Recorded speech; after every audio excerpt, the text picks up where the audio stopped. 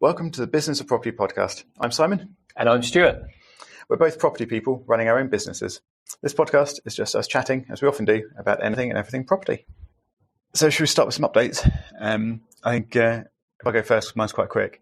Recent podcast, I was talking about my plans to remortgage a couple of my properties to give myself some extra funds and deposits and whatever to go and do it all again.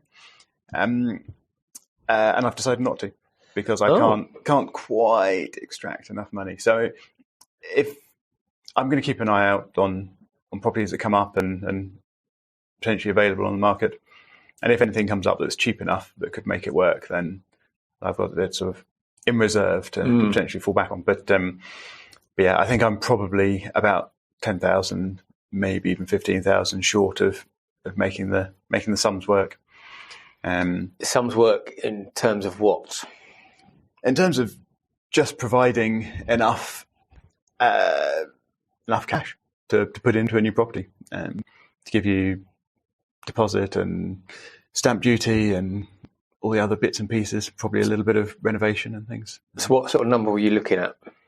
I think I concluded that to be realistic, I needed probably 95,000 for a new investment property around the area I'm looking, probably in Hawley, coincidentally where we're recording today. Spooky. And yeah, I think realistically I could probably only get 75, probably pushing it to 80 maybe, by remortgaging the properties I was thinking of. So here's a question for you. So that's not enough based on the area you're looking at. Indeed. Would you consider looking at another area? I often do. So far, I have decided not to actually go down that route, though. So one of the main things I want to do is to be able to self-manage in order to extract a higher return on investment out of the properties I buy. ROI based on the rental cash flow, yeah? Yeah. Okay. Yeah. I'd be looking at buying a property that I would then do probably a light refurb on and then rent out as a single let. Without a letting management agent involved, then that's typically an extra couple £100 a month cash flow. So if I was looking at properties elsewhere, I wouldn't be able to do that self-management. So obviously that letting agent management fee would have to come off the returns. If I was playing devil's advocate, please do. As I think you know I like to do.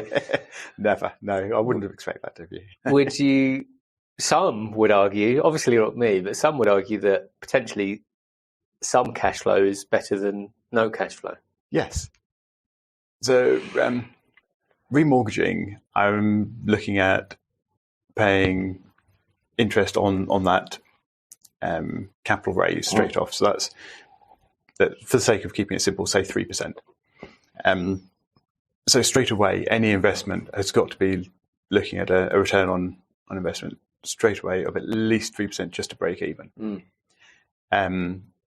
Really, you want the actual return or the actual money you're making on top of that to probably be another 3, 4, maybe even 5%. So that means you're looking at gross on net. I can never remember which way around they go. Net? Is that the one after expenses? Yeah. Yeah. So net, but obviously not before tax. So. Yeah. So EBITDA, as we say in the trade. So again?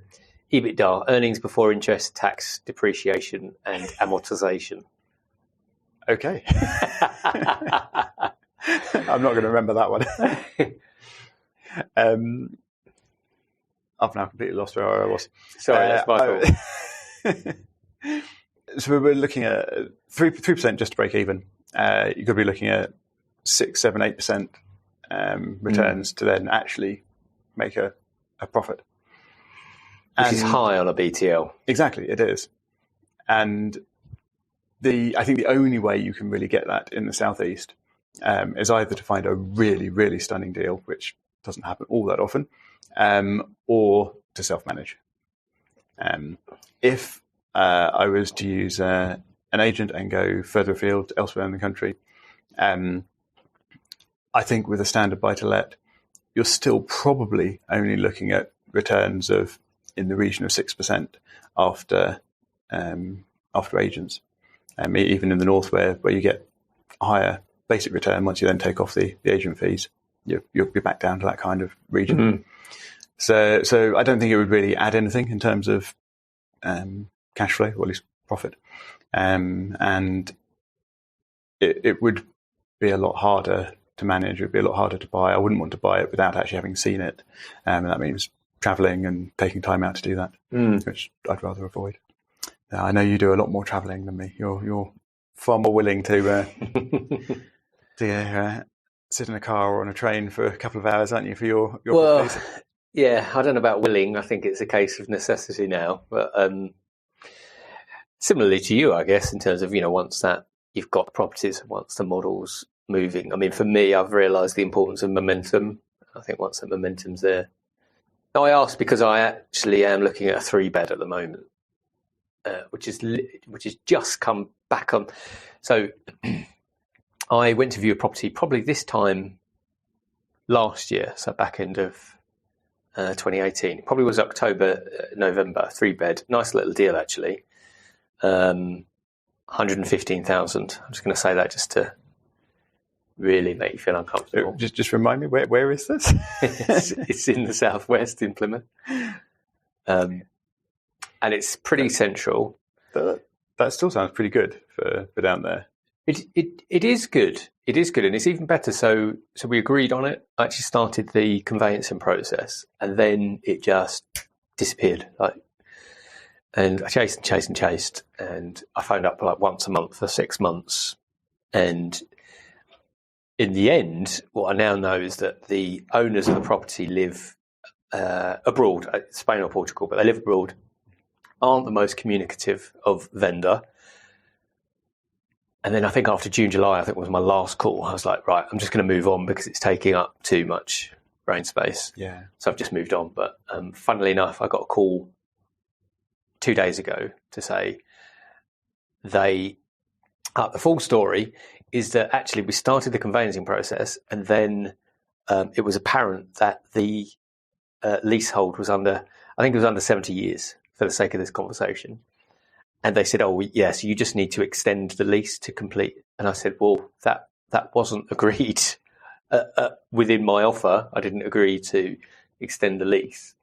And I wouldn't have, because I'd just been through this process, and it's time consuming, quite financially consuming as well. So I said I wouldn't have agreed to that, and I haven't agreed to that. So they've actually gone away. Why it's taken a year, I don't know. I mean, I did it in London, and it took 6 to 8 weeks. However, I got a call 2 days ago to say, oh, they've just extended the lease to 250 years. It's all ready to go.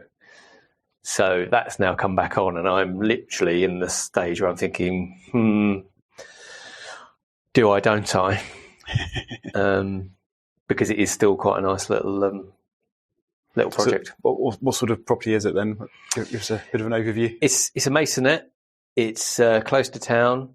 So there is a property beneath it, but it has like the 2 upper floors. Like I say, it's 3-bed. It's a good size.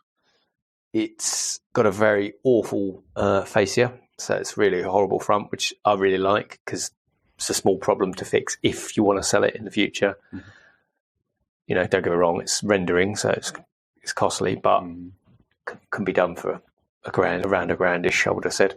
3 beds could be rented as such, but I looked at it in terms of putting an ensuite into each of the rooms. Because again, there's enough room to do that. So I think it's quite a good potential property, which is why kind of I'm asking you the questions about where you're at.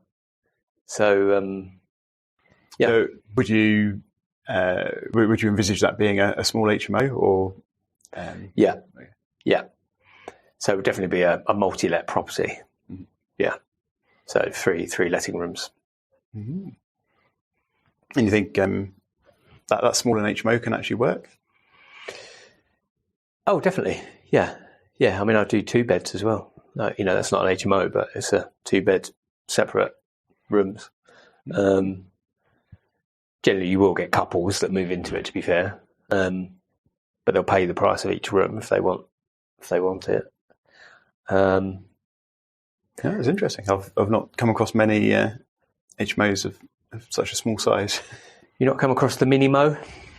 Yeah, but I thought even Minimos were sort of 3 to 4 bed, that kind of mark, not 2 to 3. So. Yeah, well, this is a 3. This is a good 3, and it's got a nice communal room, but it needs work. I mean, that's the thing. It does need work. I mean, I'd estimate 15 to 20k on it. Yeah, so it's a bit. Do you have to license 3-bed HMOs in that area? You will do, because it's under Article 4 direction in the whole area now. So, yeah, I talk about it so infrequently, but you now need planning. If it's but it's existing use, so there's ways of approaching it. If it's been used as a multi-let prior to October 2012. Oh, and has this one then? Yes, yeah, I'm pretty sure it has. Yeah, wow, cool. Yeah. So most of the properties I buy, I mean, that sounds grand, but most of the properties I've bought in the past, well, they've all had previous licenses on them, which you do pay for. You pay a premium for it, but then I bring that price down through. Usually the quality of the property needs addressing, and therefore you get back some of that premium, if you like, through that negotiation. But it does eat into some of the profit, to be honest. Mm. What do you think is the sort of going rate of that premium for having a prior use in an Article 4 area? It's a good question. Obviously, it will depend in which area you're looking at. I think just thinking through the numbers in Plymouth, you could be looking at anywhere between sort of 10 and 20% included within the price, because it's got an HMO license, because it's so difficult. Yeah. And by the way, I completely agree with it. I think Article 4 direction is a very good thing for the local areas. I mean, if I live, if you live in an area that is, does have a very high penetration of multi-let properties, and you're a family, or if you're just living as a couple, or even living on your own, you do want there to be some controls in place to limit that. You don't want to have a full-on. So I entirely agree with it. It just makes things trickier as a property investor and developer. That's the challenge. It opens up the market for people who are willing to take on that challenge, though. So. And that's the thing, because what my learning in property in the last few years is that generally it's about which problems you're willing to solve versus what other people are willing to solve. And we spoke on a recent podcast where I didn't put a bid in for a former convent because I wasn't willing to take on a number of the problems. There were several problems. And it did go at auction. It sold for around the guide price. So someone clearly was. And I think, it depends on how they're structuring the deal and what their exit is and how they're going to use it, but also how willing they are to solve the problems. And Article 4, very similar, as most people just say, it's Article 4, I'm not going to touch that. A bit like Grade 2. If someone sees Grade 2 listed, people run a mile. But Grade 2, their problems can be solved. They might just take longer and take more effort and more knowledge. I think it's all there to be solved. So, Speaking of Grade 2 listing, just before I forget again, the property I mentioned before, the old Tudor property that was in Reigate. Oh yeah. I can't remember quite where the story was when I last spoke about it, but it had been on the market for a couple of years.